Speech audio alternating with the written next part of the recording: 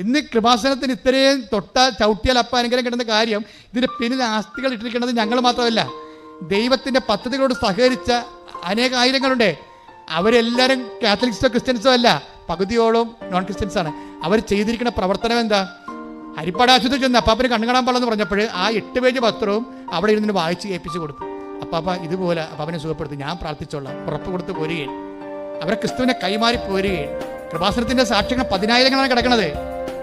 ജപ്തി ആയാലും അതുപോലെ തന്നെ മാറാരോഗമായാലും 4th സ്റ്റേജ് ആയാലും എത്ര സാക്ഷ്യങ്ങൾ നിങ്ങൾക്ക് വേണം? അപ്പം ഇന്നലെ ഒരു സാക്ഷ്യം കിട്ടി, വയറിനകത്ത് മുഴ വന്ന് ക്യാൻസർ ആയിരിക്കണേ, അപ്പോൾ അത് ഓപ്പറേഷനാണ്. ഞാൻ പറഞ്ഞു മോളെ അത് ചുരുങ്ങി പോകുമെന്ന് പറഞ്ഞു. എന്നിട്ട് ഞാൻ തിരിഞ്ഞ് മാതാവിനോട് പറഞ്ഞു, ഓപ്പറേഷനുള്ള ബോഡിയൊന്നും അവിടെ ഇല്ല, അത് ചുരുക്കി പോകുമെന്ന് ഞാൻ പറഞ്ഞിട്ടുണ്ടെന്ന് പറഞ്ഞ്. നിന്നോട് ചോദിക്കാതെയാണ് പറഞ്ഞത്, ഇപ്പം നിന്നോട് പറഞ്ഞിരിക്കണമെന്ന് പറഞ്ഞു. അവസാനം ചുരുങ്ങിപ്പോയി. അവർ ചുരുക്കി വിടണം, അല്ലാതെ അവർക്ക് വേറെ അവിടെ നിൽക്കാൻ അവർ ബൈസ്റ്റാൻഡർ പോലും ഇല്ലാത്ത ആളാണ്. പിന്നെ ദൈവം മാത്രമേ അവർക്കുള്ളൂ.